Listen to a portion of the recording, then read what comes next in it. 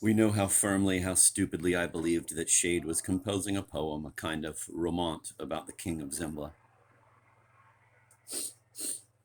We had been prepared for the horrible disappointment in store for me. I did not expect him to devote himself completely to that theme.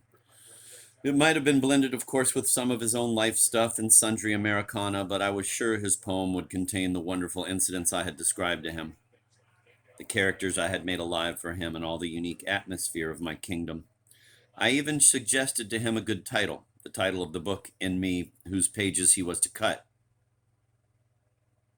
Solus Rex, instead of which I saw Pale Fire, which meant to me nothing. I started to read the poem. I read faster and faster. I sped through it, snarling as a furious young heir through an old deceiver's testament. Where were the battlements of my sunset castle? Where was Zembla the fair? Where her spine of mountains? Where her long thrill through the mist? And my lovely flower boys in the spectrum of the stained windows and the black rose paladins? And the whole marvelous tale, nothing of it was there. The complex contribution I had been pressing upon him with a hypnotist's patience and a lover's urge was simply not there. Oh, but I cannot express the agony. Instead of the wild, glorious romance, what did I have? An autobiographical, eminently Appalachian, rather old-fashioned narrative in a neo-Popian prosodic style. Beautifully written, of course. Shade could not write otherwise than beautifully, but void of my magic, of that special rich streak of magical madness which I was sure would run through it and make it transcend its time.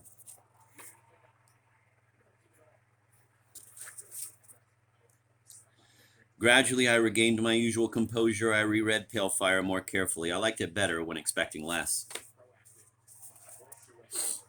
And what was that? What was that dim, distant music, those vestiges of color in the air? Here and there I discovered in it, and especially in the invaluable variants, echoes and spangles of my mind, a long ripple wake of my glory. I now felt a new,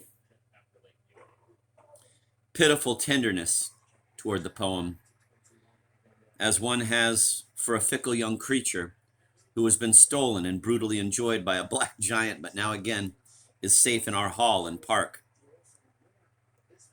whistling with the stable boys, swimming with the tame seal. The spot still hurts. It must hurt. But with strange gratitude, we kiss those heavy, wet eyelids and caress that polluted flesh. Oh, what a maniac.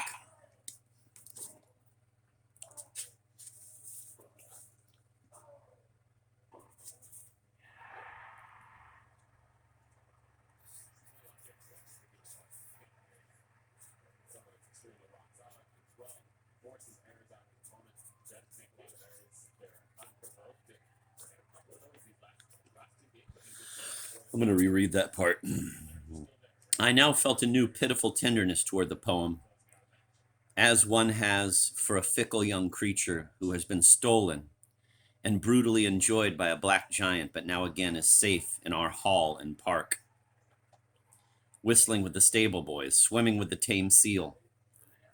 The spot still hurts. It must hurt. But with strange gratitude, we kiss those heavy, wet eyelids and caress that polluted flesh.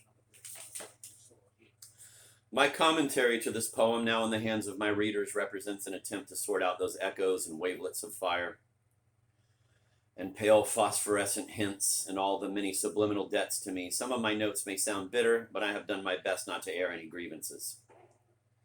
And in this final scholium, my intention is not to complain of the vulgar and cruel nonsense that professional reporters and Shade's quote-unquote friends in the obituaries they concocted allowed themselves to spout when misdescribing the circumstances of Shade's death. I regard their references to me as a mixture of journalistic callousness and the venom of vipers.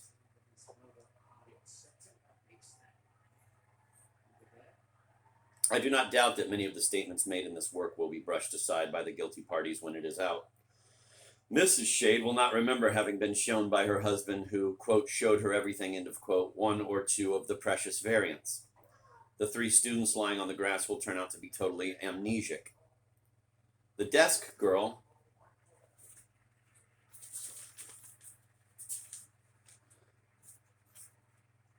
at the library will have been told not to recall, anybody asking for Dr. Kinboat on the day of the murder. And I am sure that Mr. Emerald will interrupt briefly his investigation of some Mamate student's resilient charms to deny with the vigor of roused virility that he ever gave anybody a lift to my house that evening. In other words, everything will be done to cut off my person completely from my dear friend's fate.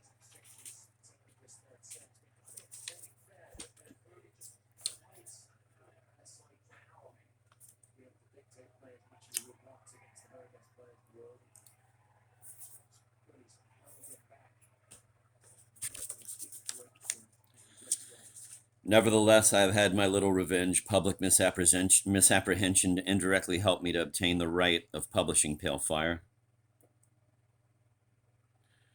My good gardener, when enthusiastically relating to everybody what he had seen, certainly erred in several respects, not so much perhaps in his exaggerated account of my, quote, heroism, end of quote, as in the assumption that Shade had been deliberately aimed at by the so-called Jack Gray. But Shade's widow found herself so deeply affected by the idea of my having, quote, thrown myself, end of quote, between the gunman and his target that during a scene I shall never forget, she cried out, stroking my hands, quote, there are things for which no recompense in this world or another is great enough, end of quote. That, quote, other world, end of quote, comes in handy when misfortune befalls the infidel, but I let it pass, of course, and indeed resolved not to refute anything, saying instead, quote, oh, but there is a recompense, my dear Sybil. It may seem to you a very modest request, but give me the permission, Sybil, to edit and publish John's last poem, end of quote. The permission was given at once with new cries and new hugs, and already next day her signature was under the agreement I had a quick little lawyer draw up.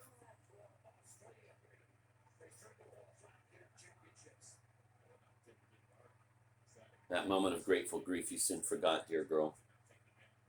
But I assure you that I do not mean any harm, and that John Shade perhaps will not be too much annoyed by my notes despite the intrigues and the dirt. Because of these machinations, I was confronted with nightmare problems in my endeavors to make people calmly see, without having them immediately scream and hustle me, the truth of the tragedy, a tragedy in which I had been not a, quote, chance witness, end of quote, but the protagonist and the main, if only, potential victim.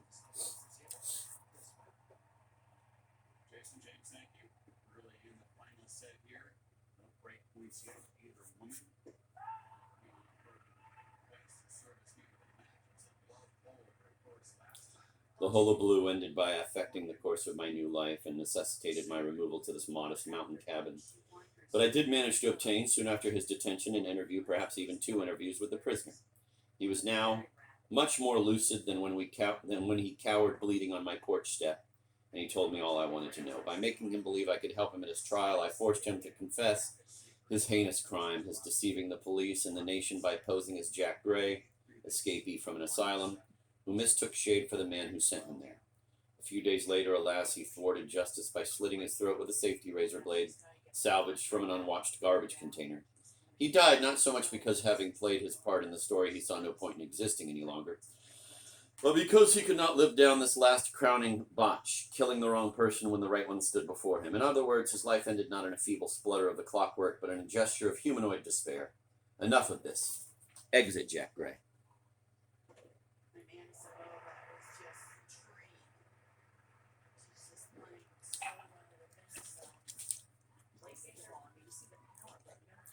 I cannot recall without a shudder the lugubrious week that I spent in New Wye before leaving it, I hope forever. I lived in constant fear that robbers would deprive me of my tender treasure. Some of my readers may laugh when they learn that I fussily removed it from my black valise to an empty steel box in my landlord's study, and a few hours later took the manuscript out again and for several days wore it, as it were, having distributed the 92 index cards about my person, 20 in the right-hand pocket of my coat, as many in the left-hand one, a batch of 40 against my right nipple, and the 12 precious ones with variants in my innermost left breast pocket. I blessed my royal stars for having taught myself wife work, for I now sewed up all 4 pockets. Thus, with cautious steps among deceived enemies, I circulated, plated with poetry, armored with rhymes, stout with another man's song, stiff with cardboard, bulletproof at long last.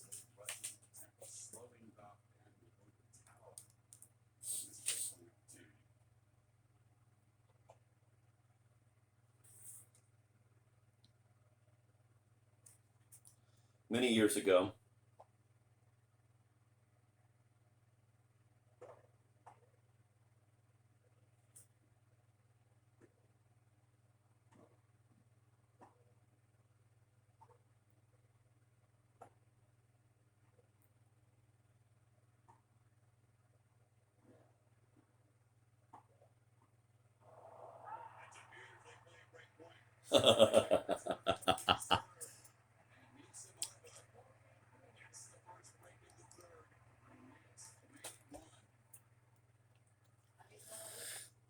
how many I would not care to say. I remember my Zemblin nurse telling me, a little man of 6 in the throes of adult insomnia, Miniman, Gut mag Alken, Pern Dursten. My darling, God makes hungry, the devil thirsty. Well, folks, I guess many in this fine hall are as hungry and thirsty as me, and I'd better stop, folks, right here. Yes, better stop. My notes and self are petering out. Gentlemen, I have suffered very much, and more than any of you can imagine. I pray for the Lord's benediction to rest on my wretched countrymen. My work is finished. My poet is dead. Quote, and you, what will you be doing with yourself, poor king, poor kinboat? End of quote. A gentle young voice may inquire. God will help me, I trust, to rid myself of any desire to follow the example of 2 other characters in this work. I shall continue to exist. I may assume other disguises, other forms, but I shall try to exist. I may turn up yet on another campus as an old, happy, healthy, heterosexual Russian, a writer in exile, sans fame, sans future, sans audience, sans anything but his art.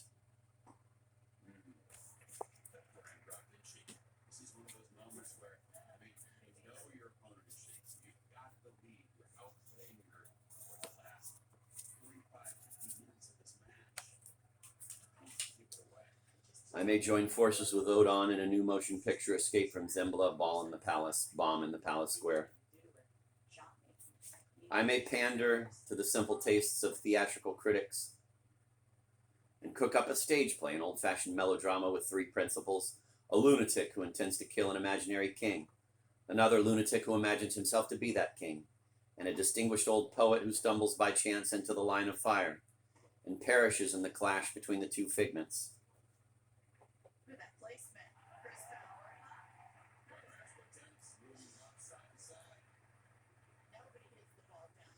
Oh, I may do many things, history permitting. I may sail back to my recovered kingdom and with a great sob greet the gray coastline and the gleam of a roof in the rain. I may huddle and groan in a madhouse, but whatever happens, wherever the scene is laid, somebody somewhere will quietly set out. Somebody has already set out. Somebody still rather far away is buying a ticket, is boarding a bus, a ship, a plane,